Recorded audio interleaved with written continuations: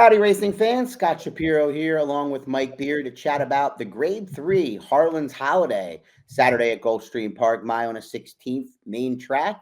Grade 3, and Harlan's Holiday was a good horse. We've got one horse in this field, maybe, Mike, that, you know, is in that category. I think the Yeah. rest of them are going to hope that that horse, if we take a look at the field, doesn't fire his best shot, because if he does, he's going to be one tough customer, and that's number 2, Skippy Longstocking. Yeah, I think that's the right way to lead into this race, Skippy Longstock. And he's supposed to be, I think, just based on who's lining up against him here, he's supposed to be a pretty short price in here. He obviously, fairly bombed the last time we saw him at Charlestown, Scott. But I think it's pretty clear just from digging through his overall form and then comparing it to everybody else in this field. If he shows up here and runs anything like his good race, he's just going to win. Pretty simple, I agree. And he, we'll talk about the trips and whatnot, but he could end up getting a really good trip in here as we do turn to the pace projector to take a look at how Timeform US pace projector sees it. And you've got Hold My Bourbon on the inside, one of 2 Saffie Joseph Jr. horses. Of course, Skippy Longstock in the other. And you've got the outside horse, number 7, Comania, an interesting entry that you would think would only have one way to go. I don't know. I thought, Mike, maybe Skippy would just tuck in right behind those two. Yeah, I wonder about the same thing, because it's not like Skippy Longstocking, who does have speed, and if they wanted to get aggressive with him, they could. But you just feel like maybe he'll just let these other 2 horses go and sort of sit that trip stalking them. But either way, I mean, it's a good position for Gaffalione to be in with this horse, because I feel like if they just wanted to come out of their running and make the lead, they probably could.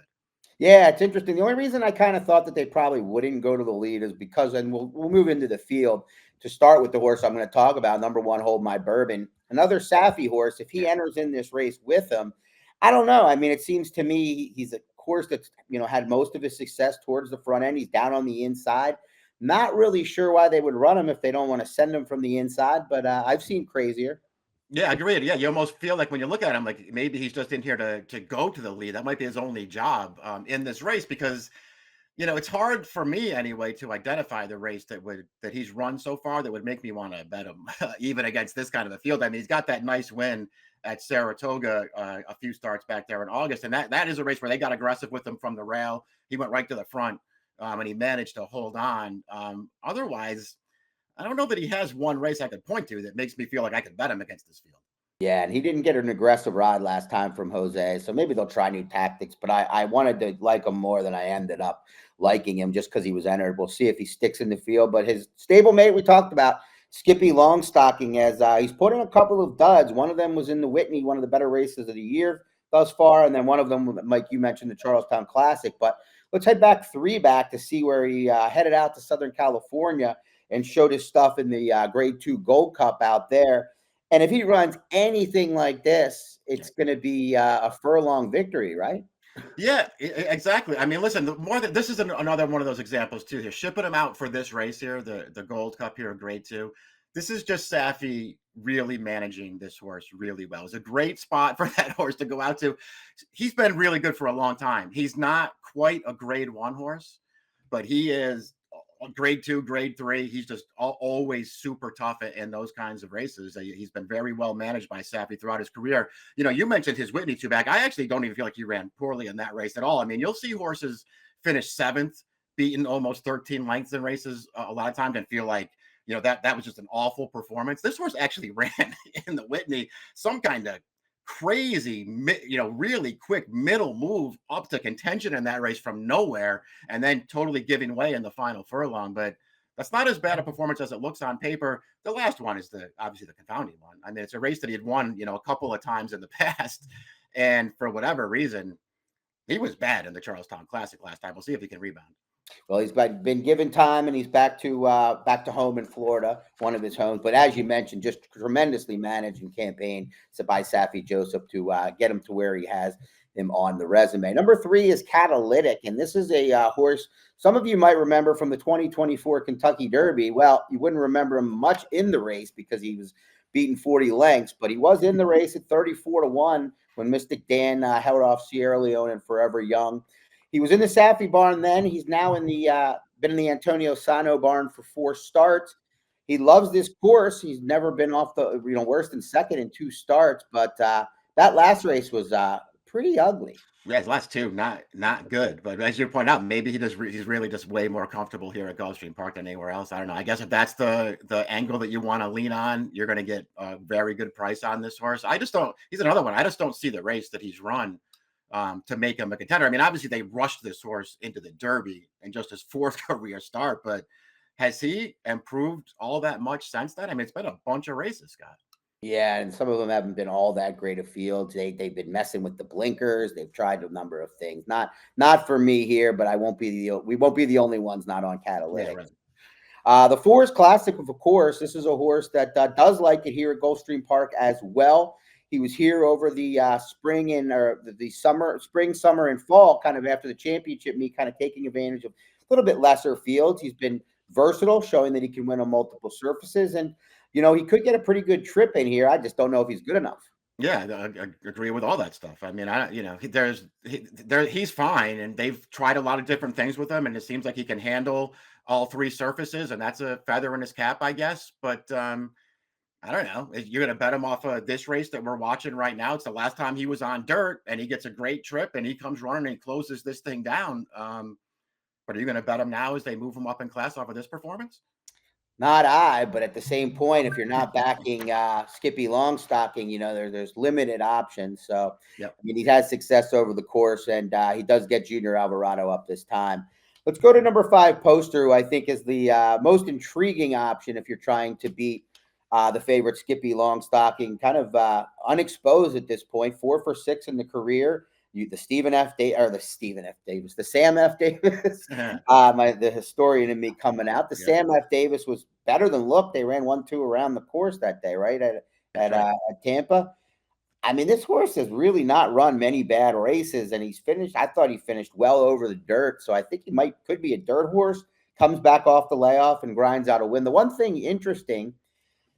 Ian Hardy, 1 for 31 at Gulfstream over the last 5 years, but just 2 of those starts have come since 2022. So this is just an odd spot for this horse. I don't know what to Interesting. think of it. Yeah, I didn't even know that. Yeah, that's interesting. Yeah, you're right. It is kind of an odd spot for him. I have mixed feelings about this horse, Scott, because as you mentioned, his Sam Davis early in the year, he couldn't win that race with the trip that he got, and he ran fine. The flip side of that is he won the Remsen in his dirt debut, and he wasn't best in that race. The runner-up had an absolute brutal trip and probably should have won that race, but still. This horse is fine, and he's underexposed, and he's lightly raced, and he's got all those things going for him. I still personally, this is just my personal opinion. You can take that for what it's worth. I think he's a turf horse. I loved his first 2 starts on the grass. They got him back to the turf last time, and he improved again. I have no problem with them taking a shot in this race. And it's not like it's a super strong field outside of Skippy. I think this horse's future lies on the grass. I'm surprised he's here. I thought so too. Yeah. Grass, even all weather. But the dam side pinup. I think Mike Makers had success with Pinup Betty. I think it's the same family, if I'm not mistaken. Could be wrong there. But Poster, certainly the problem with Poster in this spot is he's probably going to take a lot of money because there's not a lot of options outside of Skippy. As we move to number 6, Racing Driver, son of Dialed In, that has had some success at Gulfstream.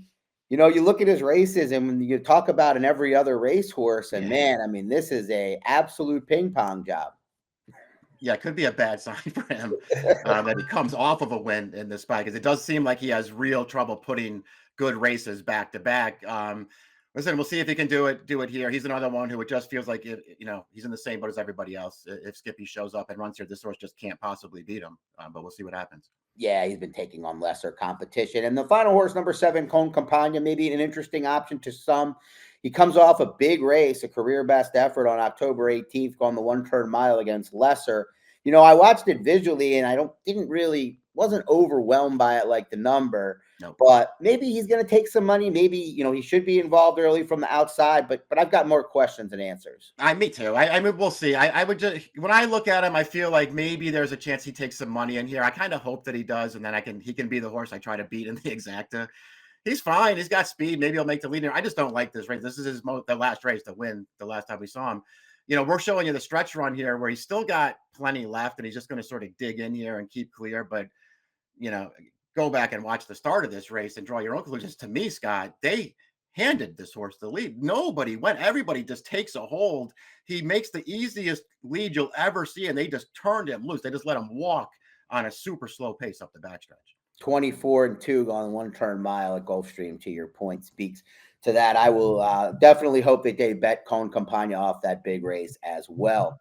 All right, let's head to selections here as we close things out, and don't forget to leave us your comments and who you think is going to win this race here at Gulfstream. Big weekend down there, finally heating up. And Mike, you know, I wanted to do it too, but I decided to take the shot with probably a bad bet as well. We'll see. You got to wait and see what kind of price you get on poster. But you went with the upside horse. Totally understand that. Listen, you have the most recent start for Skippy Longstocking, which is not a good one, and so maybe that just opens this race up a little bit for you to take a shot. You're supposed to at least start with Skippy. He's going to be 1-5 in here.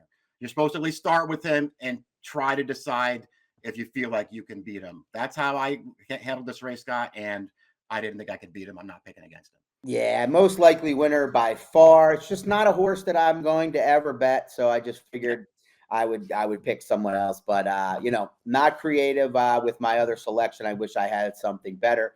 2, 5, 1, 6 for Mike. He's going to ride Skippy. I'm going to try to beat a little bit with poster 5, 2, 4, 7 for me. Best of luck this weekend at Gulfstream Park.